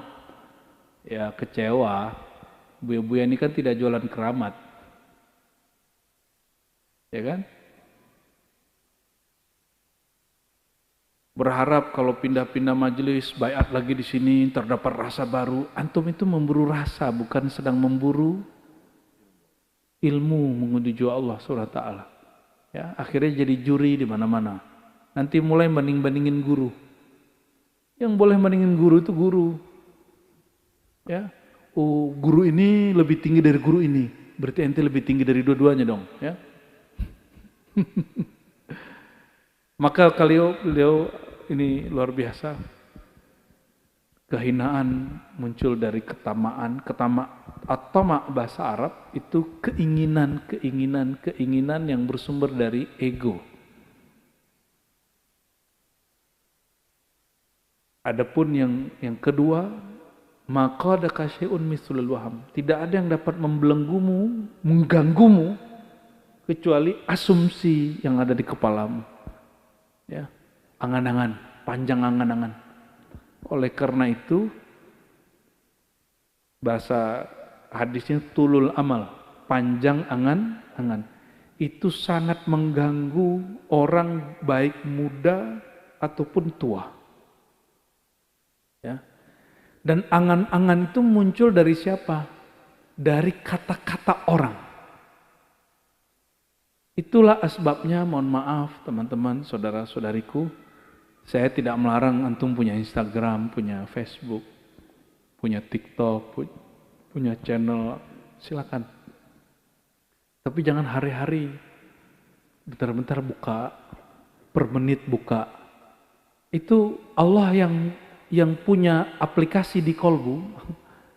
Itu Allah cemburu. Ini kapan dia buka status di kolbunya nih? Ya. Kapan dia ngecek status di kolbunya? Lihat siapa yang like. Bang Dik ini kan begitu kan? Viewernya sekian gitu. Ya kok bisa tahu sih. Jadi coba di kolbu kita kan ada Instagram yang lebih canggih. Ada TikTok yang lebih canggih. Dan dia kalau kita koneksi terus Bang Dik, kita akan dipertontonkan sesuatu yang indah di kolbu. Akan diberikan makna quote-quote yang, mohon maaf lah, quote-quote di TikTok ini kan gak semua juga bener. Banyak juga SAMPH. Sampah. Ya. Mohon maaf. Bahkan banyak quote-quote itu isinya memupuk ego kita, bukan memupuk rohani kita. Memupuk pengingkaran kita kepada syariat, bukan memupuk ketundukan kita kepada hukum Allah. Ini yang terjadi. Jadi kalau pagi-pagi kenapa? Mohon maaf teman-teman, tolong jangan tinggalkan zikir pagi sore. Itu cara mengaktifkan aplikasi di kolbu. Maka disebutkan dalam hadis Tabrani, siapa yang berzikir sesaat di pagi hari, Allah akan cukupkan dia sampai sore hari. Siapa yang berzikir di sore hari, di senja hari, di petang hari, Allah akan cukupkan dia sampai esok hari. Nah, maka di ribat kita ada zikir apa? Wirid, asas, pagi, sore. Coba itu diamalkan. Itu ijazahnya ijazahnya umum. Mau yang online, mau yang offline, mau yang bertemu kita langsung ya, nggak ketemu boleh ngamalin itu. Karena itu semua ringkasan dari hadis-hadis Nabi Muhammad Sallallahu Alaihi Wasallam. Jadi boleh langsung dikerjain. Ijazahnya langsung dari Rasulullah Sallallahu Alaihi Wasallam. Ya, apa aja zikirnya masih ingat? Setelah syahadat, istighfar 100. Nabi istighfarnya berapa kali? 100. Apalagi? La ilaha illallah 100. Itu kan kata-kata Nabi. Siapa yang membaca la ilaha illallah 100 kali. Bahkan lebih lengkap harusnya. La ilaha illallah wahdahu la syarika la lahul mulku walal hamdu yuhyi wa yumitu wa ala kulli syai'in qadir. Dan Bang Dik percaya itu tidak? Saya kalau baca itu Bang Dik, nomor pertama dengan nomor 99 itu rasanya beda semua. Baca la ilaha illallah, la ilaha illallah, la ilaha illallah la syarika la lahu. Itu pernah beda rasa. Begitu kayanya Allah yang menciptakan rasa perzikir. Dan itu ada candu yang luar biasa. Ya. Kalau ketinggalan tolong diqadha supaya Allah pandang kita orang istiqomah. Bukan dipandang makhluk, tapi dipandang Allah istiqomah. Ya. Lalu kemana-mana misalnya bawa tasbih, gak usah khawatir kemudian merasa antar aku disebut ahli suluk lagi mau orang. Terus kalau kita taruh tasbih, pengen disebut apa? Pengen disebut ikhlas. Kan begitu. Jadi tidak usah takut dengan simbol-simbol yang kita pakai. Jika itu membuat koneksi batin kita kepada Allah kuat. Oke? Maka kalimat ini penting sekali. Maqadaka syai'un mithlul waham. Nggak ada yang menyiksamu, membelenggumu lebih parah daripada nih yang ada di sini. Ya, angan-angan. Maka untuk memutus angan-angan itu caranya cuma dua. Pertama zuhud, dan zuhud itu berat. Yang lebih mudah yang kedua, rabitatus syekh. Rabitah berkait rohani dengan guru. Itu langsung tuh. Nah, itu yang ditanyakan sama Ruh Suwandi, siapa tadi? Kok berdekat dengan ulama, saya merasa tidak suka maksiat. Ah, itu rabitah namanya. Bawa rasa itu kemana-mana. Bawa rasa itu kemana-mana. Ya.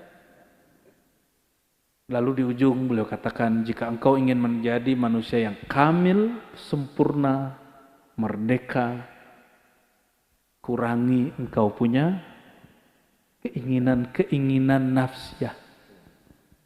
Keinginan-keinginan duniawi yang sifatnya ego. Boleh nggak punya fasilitas rumah, mobil, segala macam? Boleh, tapi tidak tumbuh dari ego.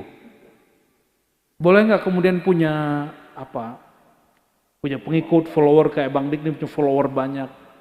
Saya kan nggak punya TikTok Bang Dik, nggak punya YouTube, nggak punya Instagram, nggak punya. Itu kan kerjaannya teman-teman tim Ribat semua.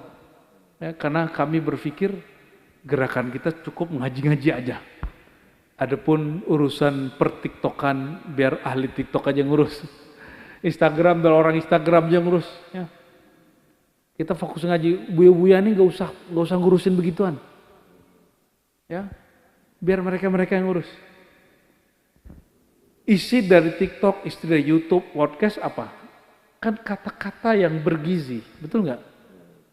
Kalau kita fokus saja pada gizi, mereka dicari orang. Buya-buya nanti kalimatnya dicari-cari orang. Ya. Dan walaupun banyak, dan saya tidak mempermasalahkan ada yang laporan dari Gus Faiz waktu itu, ada yang menulis YouTube resmi Ar-Razi, biarin aja. Bukan, nggak ada. Nggak ada. Yang ada cuma Ribat, Bang Dik. Jadi kajian-kajian kita yang betul-betul saya mengerti bahwa itu ada, itu cuma Ribat. Di luar itu udah biarin aja. Kenapa? Jika itu cara Allah menyebarkan ilmunya, biarin. Karena ilmu yang kita sampaikan bukan ilmu kita. Dan saya tidak pernah merasa apapun yang saya sampaikan Bang Dik itu punya saya. Kalau ada orang merakuisisi, ya kita aja enggak. Dia berani, wah hebat itu. Ya, enggak akan gede-gede amat Bang Dik, biarin aja. Segitu-gitu aja paling. Yang maha besar hanya Allah Subhanahu wa ta'ala. Ingin bahagia? Ingin bahagia semua? Coba leburkan harapannya dari ketamaan kepada keridhaan. Jadi lawan dari tamak apa? Ridho. Tapi dari tamak kepada ridho, tengahnya ada namanya qanaa'ah. Qanaa'ah dari qanaa'ah berarti menerima diri keadaan apa adanya. Tidak masuk ke wilayah yang bukan wilayah kita. Itu yang disebut qanaa'ah. Ya. Nah, yang disebut tamak itu tidak hanya masalah materi, tapi juga masalah otoritas. Otoritas. Contoh, nih perhatiin nih teman-teman yang udah ngaji ke Buya Asfi, Buya Aldomi. Ini kalau beliau lagi ngobrol berdua, jangan ada yang masuk. Misalnya lagi ngobrol yang T2, jangan ada yang masuk. Kalau ada yang masuk kita izin dulu. Kenapa? Mereka mungkin lagi menceritakan sesuatu yang otoritas guru. Sama nih istri-istri, suami-suami. Ini kan masing-masing punya hak dan kewajiban. Jangan pernah masuk kepada otoritas lawan jenis kita. Istri punya hak dari Allah, laki-laki punya hak dari Allah dan itu syariatnya sudah jelas. Yang disebut tamak itu ketika kita mengatur hak daripada pasangan kita. Paham? Ya. Ini ibu-ibu, suami-suami ini suka nongkrong-nongkrong. Ya, walaupun sama ibu-ibu itu sudah cukup, tapi nongkrong dengan sesama teman-temannya itu salah satu kebutuhan laki-laki. Itu jangan dilarang. Maka syukur-syukur nongkrongnya di majelis. Jadi kalau teman-teman cowok-cowok ini nongkrong di majelis, senyumin aja ya. Itu bagus. Ya. Sekedar nongkrong aja. Kalau ibu-ibu kan sukanya sosialita, kan bawa tas, taruh gitu kan. Inilah aku, ini harga diriku, kan gitu kan. Status Bang Dik, itu status offline namanya itu. Ya, status di tempat. Laki-laki nggak usah masuk. Ya. Misalnya istrinya suka penampilan ini, nggak apa-apa. Yang penting itu sesuai dengan syariat. Termasuk mohon maaf, ya. Hak dan kewajiban, ya. Hak laki-laki apa dalam syariat, perempuan jangan kemudian masuk. Itu bagian dari ketamakan. Bagian dari apa? Ketamakan. Semoga kita paham semua ya. Ya. Allahumma salli ala Sayyidina Muhammad. Assalamualaikum warahmatullahi wabarakatuh. Waalaikumsalam warahmatullahi wabarakatuh. Pak Bang Dik, ini kita ingin sampaikan Insya Allah di belakang kita kelihatan tanah kosong. Ya, karena sesuai dengan diskusi konsultasi dengan pakar-pakar ya, arsitek ya. Karena kita mau bikin surau masjid di depan, rumah suluk di tengah, maka yang mesti pertama dibuat dahulu adalah rumah. Tapi itu menurut arsitek, karena untuk kelancaran barang masuk. Kalau saya punya perspektif lain. Betul rumah duluan, tapi bukan karena pandangan arsitek, tapi karena pandangan rohani. Pesantren, zawiyah, ribat, pusat kajian, intinya bangunan atau gurunya? Gurunya. Gurunya, sepakat? Sepakat. Ya. Maka semoga akhir tahun ini buya-buya ini sudah ada rumahnya di sini. Amin. Ya. Amin, amin. Semoga minimal 3 buya itulah. Luar biasa. Insya Allah kita doakan ya. Ya. Ada 3 rumah di sini atau 4. Yang keempat itu kalau jadi rumah bersama, saya paling di situ nanti insya Allah. Tapi yang paling awal itu 3 rumah. Kelihatan di belakang? Ya. Nanti di samping Bapak Ibu sebelah kanannya, ini rumah suluk, ini panjang. Rumah suluk itu besarnya hampir sama dengan masjid, tapi dimanjang. Nanti lantai atas seperti asrama perempuan, yang di bawah laki-laki. Di luar musim suluk mungkin santri-santri ada yang nginap, tapi di musim suluk disulap. Jadi nanti ada bagian yang disulap menjadi tempat suluk, insya Allah. Dan di tengah-tengahnya nanti, di situ nanti ada di tengah-tengah ada tempat orang zikiran. Jadi zikiran itu ada di rumah suluk, ada di masjid. Bagian yang ada lekukan kelihatan sejajaran ke belakang itu sampai ke tengah sini. Insya Allah nanti kita buat surau.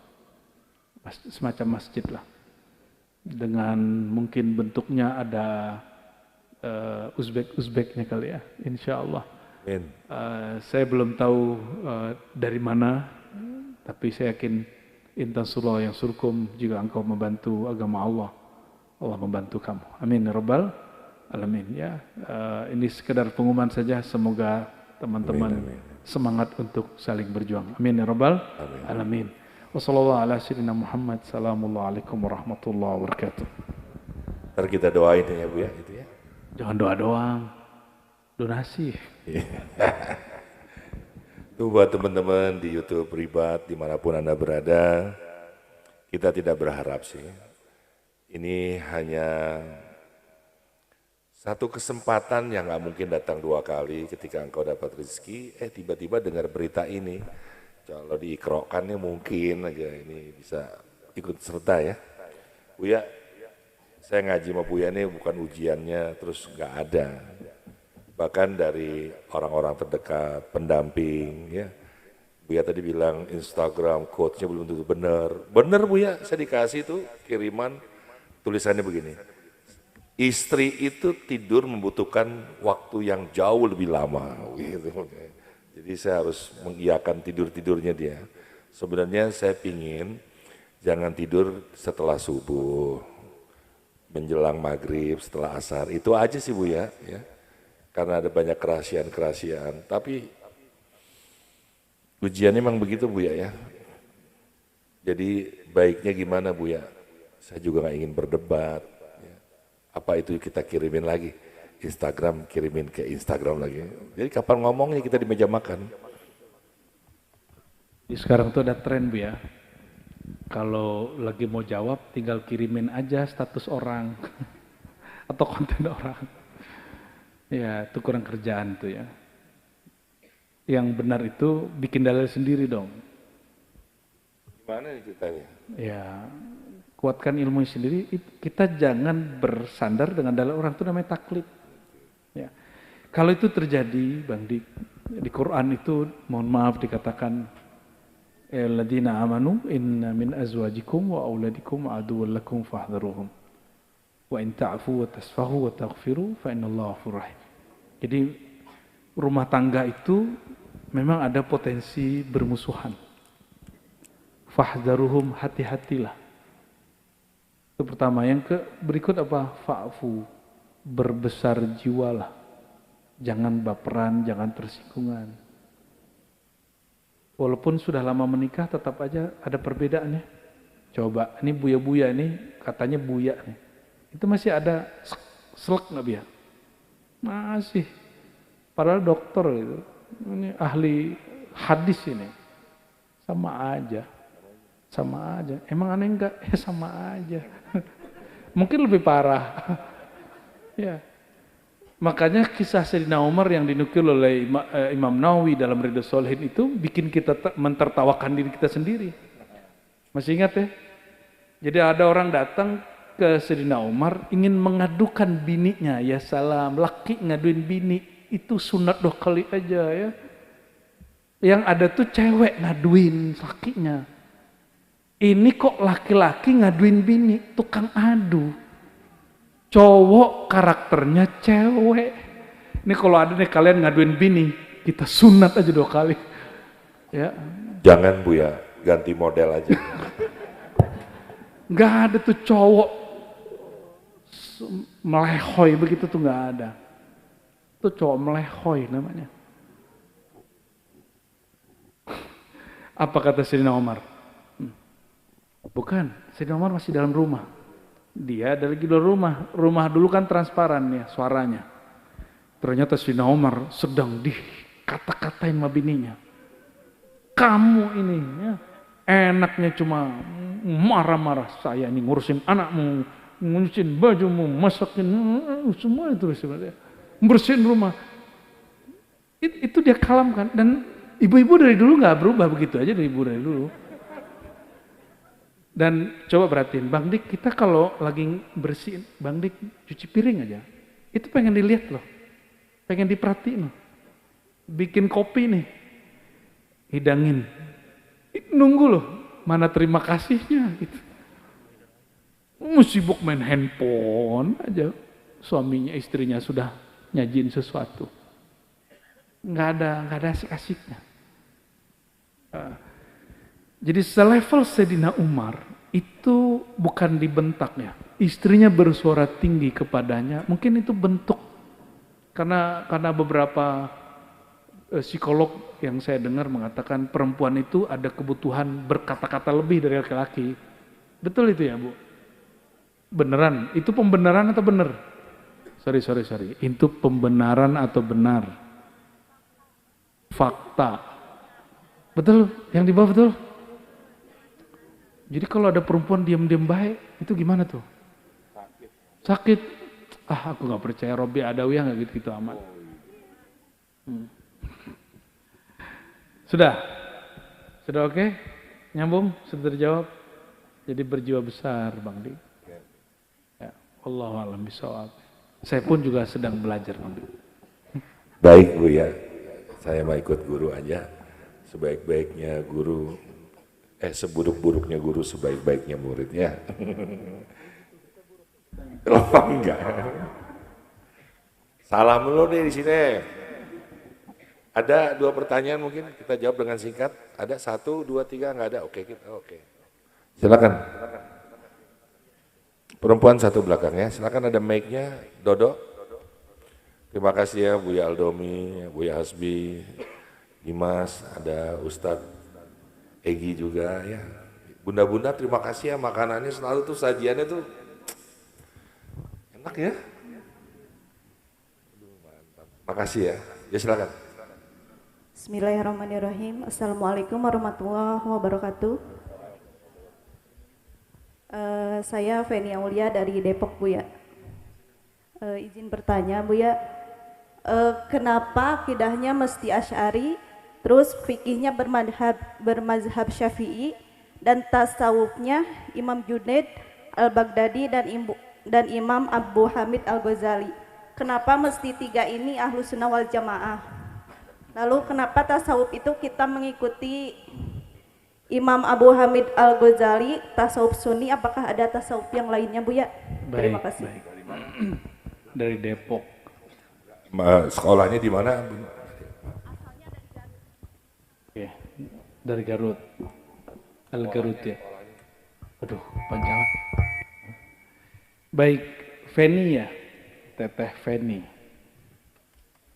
rumusan itu untuk orang awam, bukan untuk ulama. Kalau ulama, dia punya khazanah lebih luas dari itu. Ahlus sunnah dalam fikih, kita menemukan ada hampir 100 mujtahid. Sebenarnya kalau ulama yang pakar, secara pribadi dia boleh berselancar dengan mazhab-mazhab itu. Dia boleh ganti mazhab tiap hari. Tapi untuk dirinya sendiri. Dia tidak boleh kemudian mengajarkannya kepada orang. Kenapa? Mazhab itu sendiri sudah hancur di tengah jalan. Dia sudah habis dimakan zaman. Dia itu pertanda si mazhab tidak relevan di zaman-zaman berikutnya. Tapi jika ingin bertabaruk dengan fatwa atau amalan ulama-ulama terdahulu, orang-orang ilmuwan itu punya hak, tapi hanya pada pribadinya, ya, hanya pada apa? Pribadinya. Termasuk tasawuf. Kenapa disebut tasawuf Ghazali? Ini sebelum akidah Asy'ari, ya. Tasawuf Imam Ghazali itu sudah perpaduan dan sudah sampai kepada tataran tasawuf yang ilmiah. Sebelum Imam Ghazali sudah ada tasawuf tapi belum disusun dalam kerangka ilmiah. Jadi setelah Imam Ghazali, tasawuf yang tadi dianggap itu cuma pengalaman batin, ilham-ilham, makom-makom, ternyata oleh Ghazali itu menjadi sesuatu yang ada empiriknya, ada rasionya, ada eksperimennya, experience-nya, dan ada juga intuisinya. Ya disebut epistemologi. Sehingga diilmiah sekali. Maka saya ngobrol dulu dengan salah satu dosen yang pakar mantik logika almarhum, namanya Dr. Faris Pari. Saya tanya kepadanya, dalam dunia Islam yang sudah paten strukturnya dan sudah sampai kepada derajat abstraksi yang bagus, teoritis yang matang, itu apa aja? Dan jawaban dia, salah satunya ilmu hadis, ilmu tasawuf. Dan ilmu tasawuf di situ adalah yang dirumuskan Imam Ghazali. Itu. Apakah di luar Ghazali? Ada. Dengan manhaj Imam Ghazali itu, orang akan wise-nya lebih tinggi. Ketika ada yang beda thorikoh dengan kita, contohnya, kita ini misalnya tidak suka misal dengan Syekh Siti Jenar atau Al-Halaj yang mengatakan aku Allah, aku Allah. Itu ada pendapat pandangan yang moderat dari Imam Ghazali yang tidak sampai kemudian masuk ke wilayah yang bukan wilayah kita. Kejadian Al-Halaj atau Syekh Siti Jenar itu kejadian empirik, rasio, eksperimen, experience atau intuisi. Kejadian panca indera semata atau muncul dari pemahaman akal atau percobaan, pengalaman atau dari gejolak rohani. Maka memahami Syekh Siti Jenar jangan pakai rasio. Pakai gejolak rohani yang kita punya. Itu yang disebut epistemologi Islam. Ghazali lah yang kemudian merumuskan itu. Paham ya di situ ya? Jadi di luar Ghazali ada sebelum Imam Ghazali itu ada tasawuf Imam Kharqani, ada tasawuf Imam Abu Ali Al-Farmadi, itu beda. Imam Abu Al-Farmadi lebih senang dengan sistem membuat polarisasi tasawuf, nih makomnya ini, makomnya ini, makomnya ini. Kalau Abu Ali Al-Farmadi apa? Kelamaan, udah sini, kamu masuk ke makom itu langsung gitu. Jadi ada nih guru renang, dia presentasi depan kelas menjelaskan ini cara renang. 2 jam siswanya bisa renang nggak? Itu metode Imam Qushairi dan Kharqani. Ya. Tapi Kharqani kemudian berubah, itu yang diturunkannya kepada Imam Abu Ali Al-Farmadi. Kalau ngajarin orang renang bawa langsung ke kolam. Ajarkan tekniknya di dalam kolam. Langsung bisa, 5 menit langsung bisa orang renang. Itu perbedaan tasawuf yang dirumuskan Ghazali dengan tasawuf sebelum dirumuskan Ghazali. Di zaman Ghazali sudah kemudian menjadi utuh ya. Gitu. Kenapa mazhab akidah Asy'ari? Selain Asy'ari ada. Tapi Asy'ari aja belum paham toh. Emang akidah Asy'ari itu apa?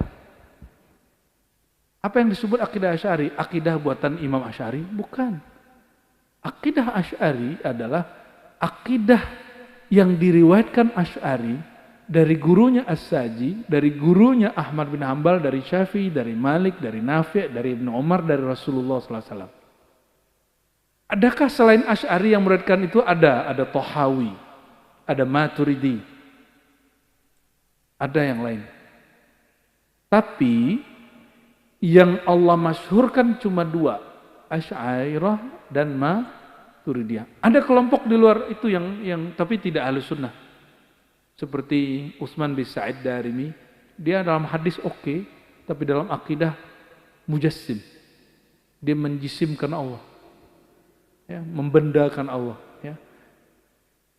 Dan akidah Asy'ari pun kemudian mengalami proses pembaharuan. Dia memperbaharui lagi-lagi Al-Ghazali. Dan tambah sempurna di Ibn Labban, ya, Al-Jili, lalu dari sisi mutakalim As-Sanusi, ya, Bajuri dan lainnya. Kenapa mazhab Syafi'i? Kenapa mazhab kita Syafi'i? Apa jawabannya Bang Dik? Babe gue Syafi'i, gue Syafi'i. Cocok sama iklim. Serius? Ya kalau sholat subuh di Alaska ya susah tuh Bu ya. Waktunya gak pernah ada terik matahari. Emang di mazhab lain gak ada itu? Ada saya tapi belum pelajarin. Nah itu tuh jawabannya itu. Jadi gimana? Emang kalau mazhab Syafi'i nyampe di Alaska gak relevan? Nih Bu ya, pengalaman Bu ya. Saya dengar lonceng mulu selama tinggal di Italia. Kapan ajannya? Jam 9 malam belum ajan-ajan. Jadi kayaknya kalau waktu di Indonesia tuh pas banget. Kita harus pilih benar-benar waktu yang bukan salah. Bukan. Imam Syafi'i itu lahir nggak di Indonesia Bang Dik. Sehingga mazhab ini bukan diuntukkan untuk orang Indonesia dan sekitarnya. Itu mazhab Syafi'i yang dibawa oleh ulama, mereka ngaji di Timur Tengah lalu disesuaikan di sini, itu namanya Syafi'iyah, bukan Syafi'i. Mau mazhab apa aja boleh di Indonesia. Ini jujur, nih saya biasanya sampaikan ke buya-buya aja. Di mazhab Syafi'i sendiri pun ada berbagai macam keragaman. Dan kami hanya amalkan di lantai 2. Ya. Di lantai 2 aja kita ngamalin tuh. Nggak boleh saya kasih tahu, ntar dicobain lagi. Tapi saya pribadi, ini nggak usah diikutin kalau belum belajar muqaranatul mazahib, perbandingan mazhab. Karena kalau mau perbandingan mazhab, minimal 1 kitab mazhab harus khatam. Di sini 1, Maliki 1, Hanafi 1 gitu. Kalau nggak usah. Saya pribadi mengamalkan lintas mazhab itu secara pribadi untuk tabarrukan, ngambil berkah. Biar nyambung dengan para imam. Tapi bukan sebagai panduan hidup tiap hari. Jadi mazhab kita nggak mesti Syafi'i. Tapi boleh bermazhab yang kalau sanggup. Masalahnya, 1 mazhab pun belum beres. Dan ada 1 kalam dari guru kami, Syekh Badi Said Al-Laham. Jika kamu betul-betul mutola'ah 1 mazhab saja, kamu akan temui semua keragaman mazhab di dalamnya. Oleh karenanya, saya sampai hari ini tidak pernah pindah mazhab dari Syafi'i. Tapi hanya untuk ngambil berkah aja, ngamalin yang lain itu. Hanya tabarruk. Karena kami dapat ijazah 4 mazhab Bang Dik. Mazhab Hanafi, Maliki, Syafi'i, bahkan ada mazhab di luar itu. Ada mazhab Tsauri. Pernah dengar nggak mazhab Tsauri? Belum. Ya udah deh. Gitu ya, Teh siapa tadi? Teh Fani, Teh Fina? Jubaidah apa siapa ya? Yang penting semuanya mewariskan ilmunya dari pewaris-pewaris Rasulullah SAW. Gitu ya. Wallahu a'lam bishawab. Terima kasih Buya. Terima kasih juga pertanyaannya ya. Kelihatan kamu tuh cerdas gitu, berpendidikan. Maksudnya enak Buya kalau yang belum nikah sama dia bakal punya anak, anaknya tuh akan dididik dan jadi pinter. Capek loh punya, termasuk suami ya, punya istri yang tidak bisa mendidik anaknya, itu kan susah. Pertanyaan, ya? Tahu aja sih. Ini yang paling ngeri kalau mau Buya deket nih, dia tahu isi hati kita. Dan itu benar semua. Tadi yang laki-laki ada pertanyaan terakhir ya, setelah itu kita tutup.